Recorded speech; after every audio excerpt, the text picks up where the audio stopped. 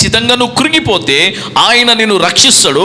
ఇంకేమన్నా చూడండి ఇక్కడ, నా ప్రాణమా యెహోవా నీకు క్షేమము విస్తరింపజేసి ఉన్నాడు. ఆమేన్, హల్లెలూయా.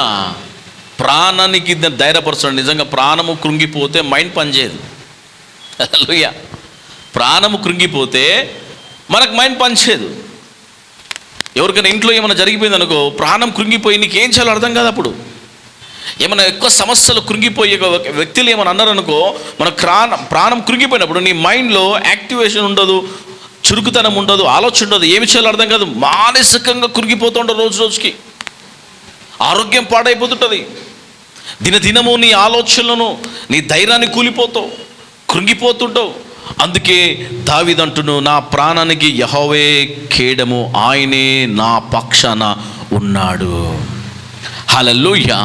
ఎస్, ప్రభు ఈరోజు నిన్ను ధైర్యపరుస్తున్నాడు, ప్రభు ఈరోజు నిన్ను బలపరుస్తున్నాడు, నిన్ను సంపూర్ణంగా స్వస్థపరచాలని పరిశుద్ధాత్మ దేవుడి రోజు నీతో మాట్లాడతాడు. పిల్లరా, మనం కృంగిపోవద్దు ప్రియులారా. మన జీవితంలో ఆయన ప్రత్యేకమైన కార్యాలను ఈరోజు దేవుడు జరిగిస్తూ ఉన్నాడు. అందుకే ఈరోజు ఒక తీర్మానం చేసుకోండి. ఈరోజు నీ జీవితంలో ఒక గొప్ప మార్పులు ప్రభువు మీ జీవితంలో చేయబోతున్నాడు. హల్లెలూయా.